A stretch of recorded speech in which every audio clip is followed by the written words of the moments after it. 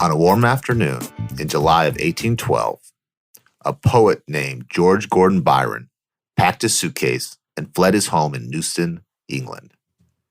You may know George Gordon Byron, better known as Lord Byron, famous poet and author of Don Juan. Lord Byron had gotten himself into a messy, destructive, and dysfunctional relationship, and now he had a chance to make a clean break. On his table were stacks of possessive letters from a married woman named Caroline Lamb. Lamb was on her way to stop Byron from leaving town, and if she couldn't stop Byron from leaving, she would make a scene that would destroy both their reputations. Byron's friend and fellow lord, John Hobhouse, was helping Byron pack his bags to escape. As Byron's wingman, Hobhouse warned his friend not to respond to the letters, not to talk to Caroline Lamb again, and to get out of this dysfunctional relationship they had built together at any cost. But just as Hobhouse and Byron were leaving with their things, Caroline arrived.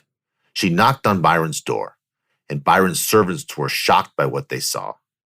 Caroline Lamb was wearing a disguise. She was dressed in servant's clothes, and she had a crowd of people behind her, gathered from around the village. So any rejection by Byron would make a scene. When Byron refused to acknowledge her, Caroline grabbed a knife and threatened to stab herself if he didn't come back to her. This is the same woman who, a month later, would send him an envelope stuffed with pubic hair and blood. You're listening to The Re-Engineered You. This is a podcast about self-empowerment and all the myths, lies, misconceptions we tell ourselves. Then we use science and history to bust those myths and re-engineer a better you. My name is Todd Laments. I am the extrovert. And I am joined by researcher, writer, and introvert, Joe Anthony. Good evening, Todd. Dysfunctional relationships are easy to spot, right? Everyone around Byron and Caroline could see that their relationship was unhealthy from the start. Caroline was unhappily married to a husband who cheated on her and abused her. And Caroline had an autistic child at home who needed her. She was also known to fall into reckless obsessions, the kind of reckless obsessions that would drive her to write dozens of unwanted love letters. Then we have Lord Byron, a famous womanizer. This is a man who treated his mistresses like conquest and threw them away when he was done with them. Together, these two were like dynamite and gasoline, and everyone saw the disaster coming. But that's a myth we tell ourselves, right? Dysfunction is easy to spot. Dysfunctional relationships are obvious. It's easy to identify dysfunction in other people's behavior. That's why we could never fall into it ourselves. We would never date Caroline Lamb or a Lord Byron. Today we'll explore the myth that we can identify a Byron or Caroline before we date them. And we'll look at what makes a dysfunctional partner act dysfunctional in the first place. We'll also learn the warning signs that tell us we're in a dysfunctional relationship and when it's time to skip town. And lastly, we'll answer the $1 million question. If you choose not to leave a dysfunctional relationship, can you make it work again? Or is it all hopeless after we've passed the blood and hair in the male phase? First up, the myth that you and I, as rational human beings, could never fall for a dysfunctional partner. Okay, so first off, before we get to the research, I just want to ask you real quick. Have you seen the movie Don Juan with Joseph Gordon-Levitt? I have not. Okay, so I haven't seen it either, but I did watch the trailers because I wanted to know who Don Juan was. Aside from the actual Don Juan from the poem, the wiki that he never finished. Yeah. So I'm just going to imagine in my head Joseph Gordon-Levitt every time we talk about him. Okay. If that's okay with you. That's fine. Whatever gets you through. I need to have a mental image.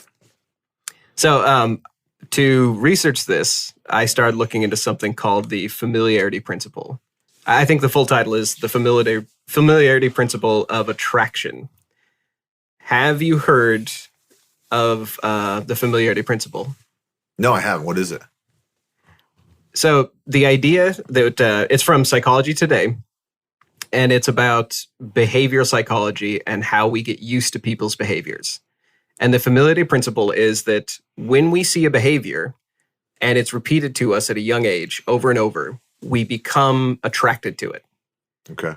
So like imagine like your father or mother and their repetitious behavior. That's why women look for a guy just like their dad.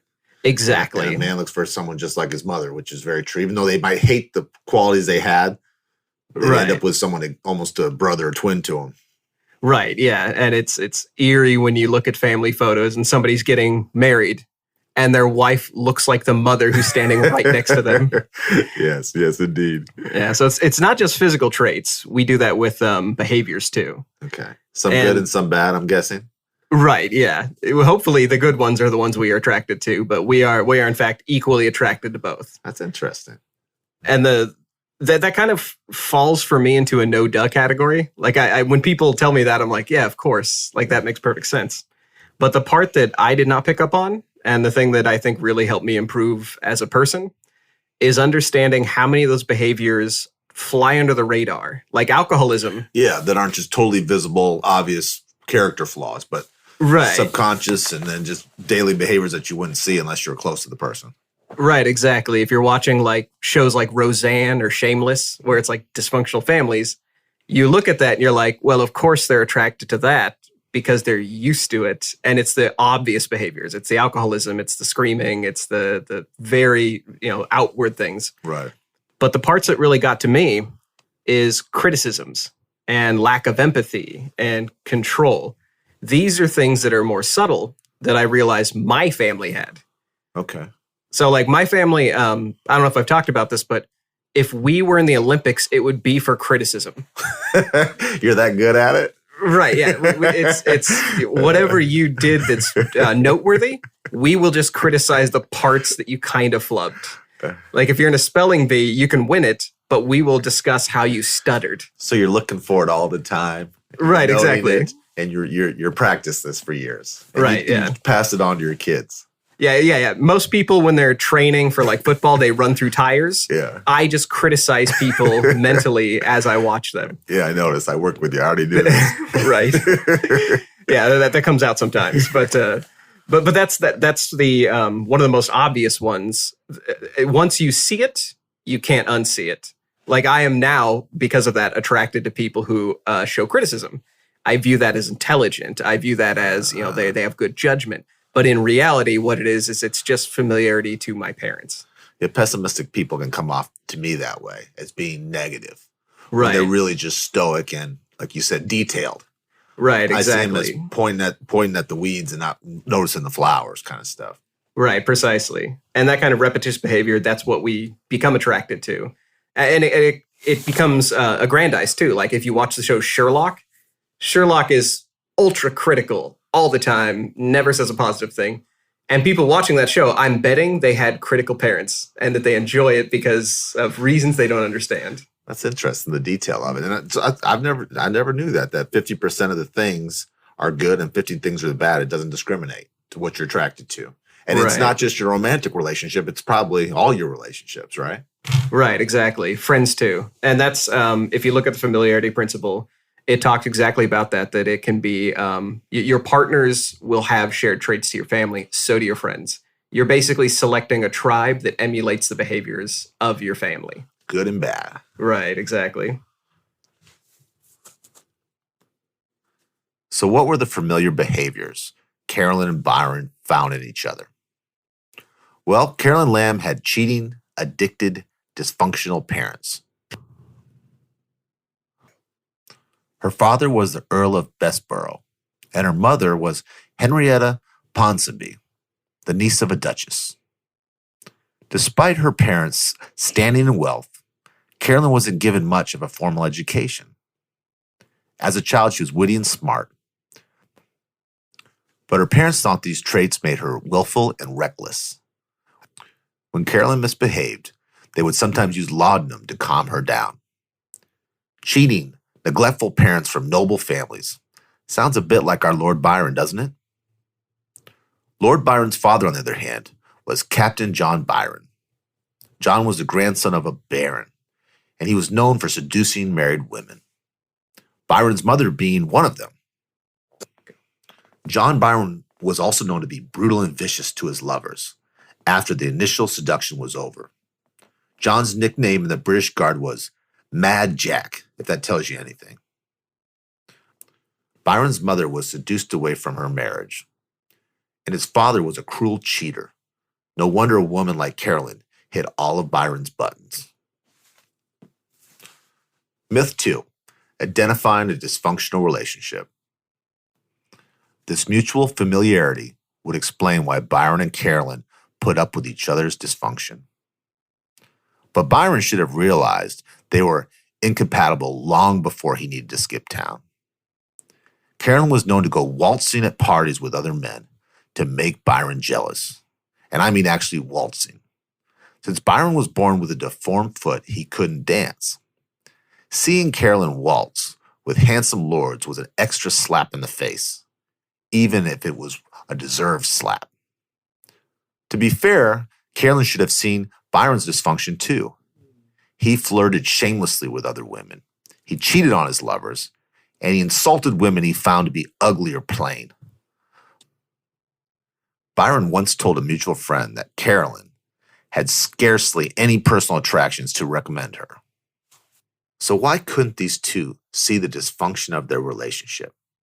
Were they blinded by lust, or did they willfully ignore the warning signs? How could we, if we were in a dysfunctional relationship, identify it? Okay, so real quick, before I get to the science of dysfunction again, I got to ask, how did he keep getting these women?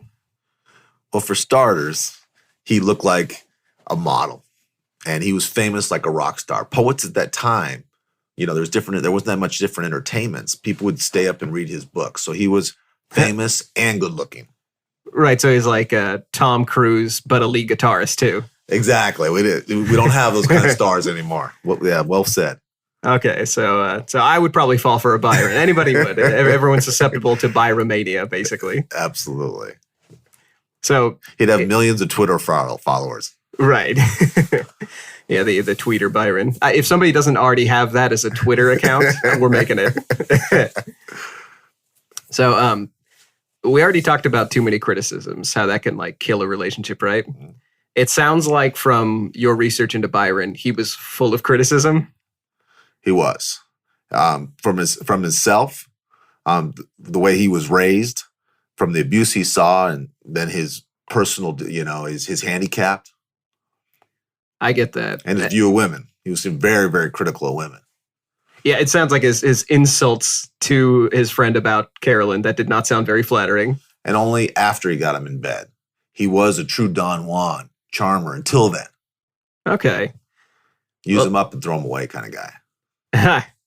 If you look up pictures of him, I had to look up a couple pictures before we started this, just because I wanted the full Byron effect. I wanted that shine in my eyes. I noticed that he's always sort of smiling in profile, and that's something. It struck me. Have you heard of micro expressions? No. What is it? Okay, so there's this research that came out by Ekman. There's a fictional character, Cal Lightman, from a show Lie to Me. And it was all about microexpressions, that this guy had superhuman abilities to read people's expressions and know when they're lying. Not a great show. I mean, the first season was good, but they kind of taper off from there.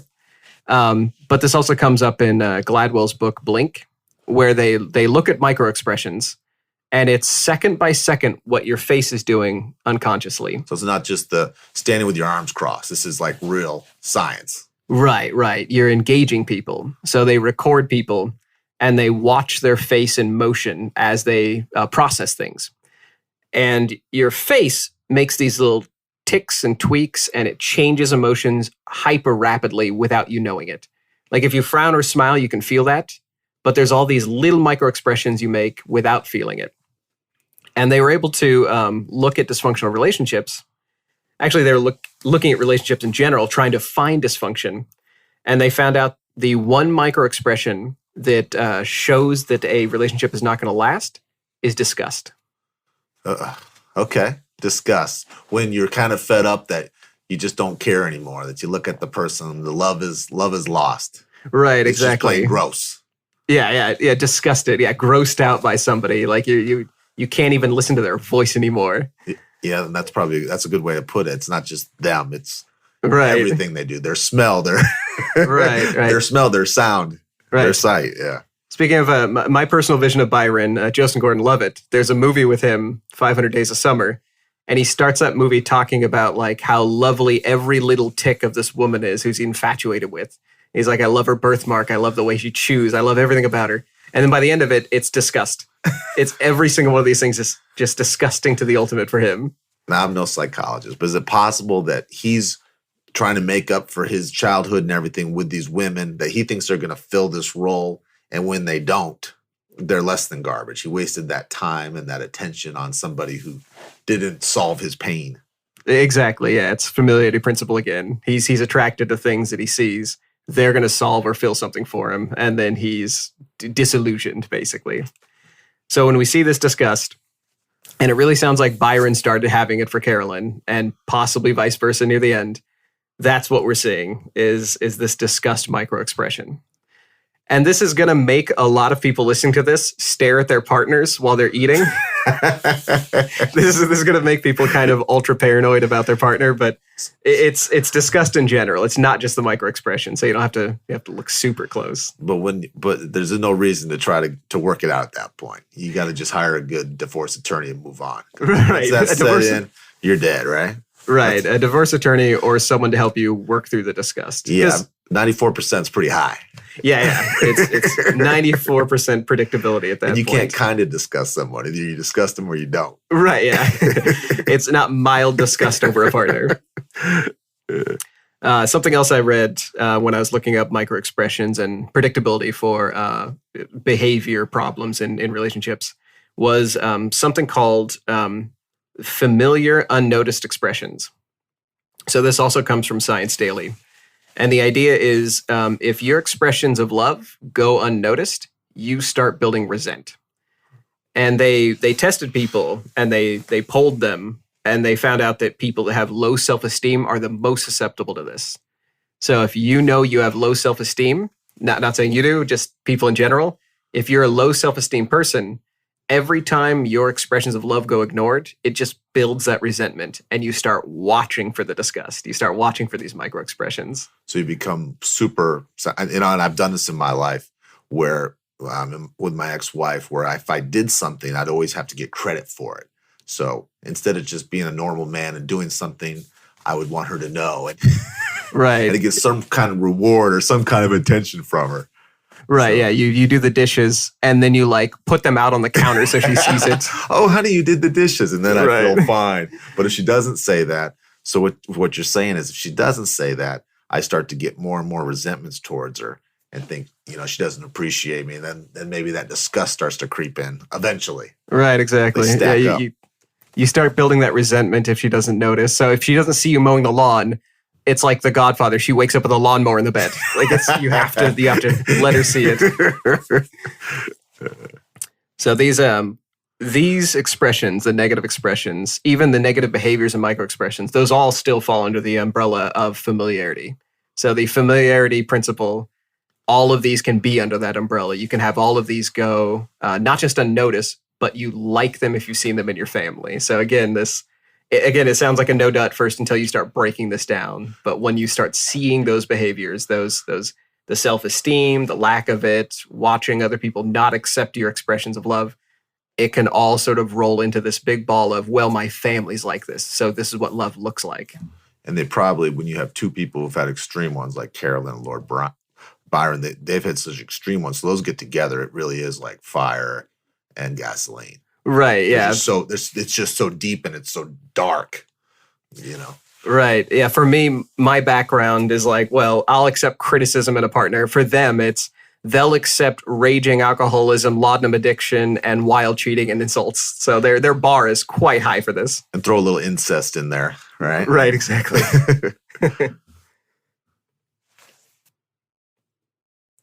We already know Byron was a negative expresser.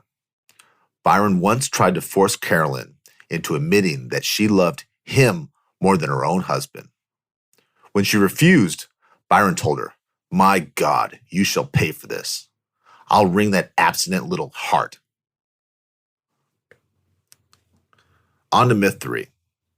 Dysfunctional relationships are doomed, and people who stay in them are nuts. Okay. Carolyn and Byron's dysfunctional relationship could have lasted a lifetime, except Byron ended it by trying to marry Carolyn's cousin in 1814, right under Carolyn's nose. After that, the two began to sabotage each other in far more serious ways. They started spreading nasty rumors about each other in public. After Carolyn accused Byron of criminal incest and of corrupting young boys, there would be no reconciling. Finally, the two were finished, and they would remain enemies until Byron's death at the age of 36.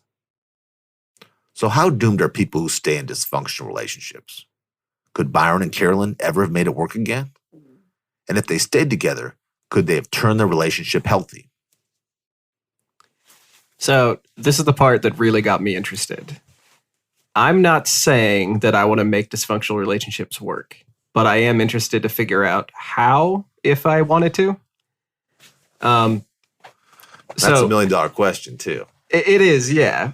Because Because there's no that way. passion and flame too that you only get when you. Right, exactly. Like when two crazy people meet, it Yeah, makes the it's best great kind of crazy. Yeah. It's exciting, right? Yeah. So the idea is you never want to stay in a abusive relationship or a relationship that is doomed or that will cause more damage than good. But if you think you've got something worth saving, this is what I found, and I think it's valuable. So there's something called the golden ratio, and I read this off of a study by Gottman and Levinson.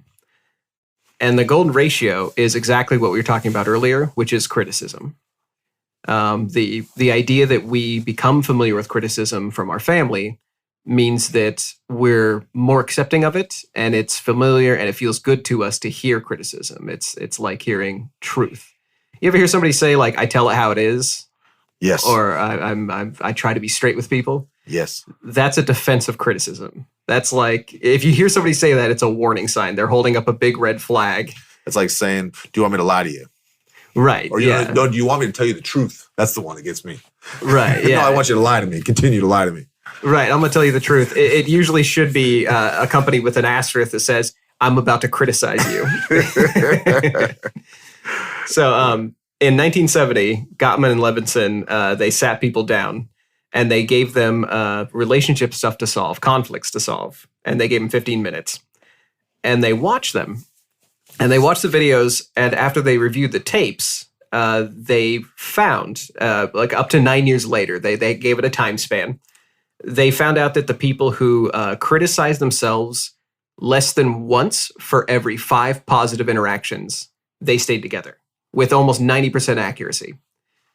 So to state that again, if they use the golden ratio, meaning they say 5 good things for every 1 criticism or 1 negative thing, they made it work. So there's like a bank account of good and bad. And so if you stay 5 times, your balance is 5 times higher. This is going to last. You're going to be okay. You don't have to be perfect, Right. but you're going to make it. Yeah. And it's not like a 50-50. It's way skewed toward the positive. You have to be 5 times more positive than every 1 criticism you have. And that's how I've kind of looked at it is 1-to-1, right? Right. You do something, especially if you're in an unhealthy relationship, you do something bad, really bad, you make up for it by buying them something or taking them on a date to a special restaurant. Yeah, 1 horrible thing you've said about their mother is 1 bouquet of roses. That's my math. But I was shocked to find that 1-to-1 is not accurate. And it's funny you say that because instinctively I actually did kind of feel like that. Like if I say, in my own way, I'm critical. It's like trading baseball cards. Right, exactly. Yeah, you can have this insult, and then I will pay you a compliment later if I remember. And I don't want them to do any damage, and let's forget about it. I said I was sorry. Right, yeah. And there is that math, too. It's like, I already said I'm sorry. Yeah, like, there's no hangover. There's no right. carryover. But no, it's 5-to-1. And that takes, from what I have looked at in my own life and what I've read, it takes a tremendous amount of awareness. Like you have to really commit to being aware that you're making that many criticisms, or that you're making that many positive comments, that when you're self-monitoring and you have the willingness to self-monitor, I mean, it sounds almost absurd, like telling your partner, hey, I want you to keep track of 5 positive things you say for 1 negative. They'd make fun of you, right? Right, and a lot of times it's misinterpreted. Our intent on thing was positive, but it wasn't taken that way. It was taken as a negative or too negative sometimes. Right. Even bringing this up, I mean, unless you literally make them listen to this podcast or show them the research, then it almost is arrogant to start bringing this up, to be like, hey, I've been meaning to talk to you. Do you say 5 good things to me for every 1 criticism? So it's again, it takes a lot of self-awareness. For that, an Apple Watch to measure those. Right. Yeah. Yeah. Where's my step counter for criticisms? Like that's what I need. But that's the golden ratio, and that golden ratio. I mean, this podcast is about self-improvement and taking that from history and science, and that's helped me so much learning this one. That's interesting. It is. If you're in a dysfunctional relationship, your best advantage is awareness. Try to be aware of negative expressions, both yours and your partner's. Don't keep a score of who insulted who, but watch for opportunities where you can use more positive expressions. Be aware of your worth. Be aware of any disgust being displayed by either partner, and be aware of any dysfunctional behaviors that you find comforting, because some of those behaviors were familiar to you already. And if you ever find yourself stuffing envelopes with blood and hair or dumping lighter fluid on someone's clothes in the front lawn, remember, there are healthcare professionals to help you. And they're just a phone call away.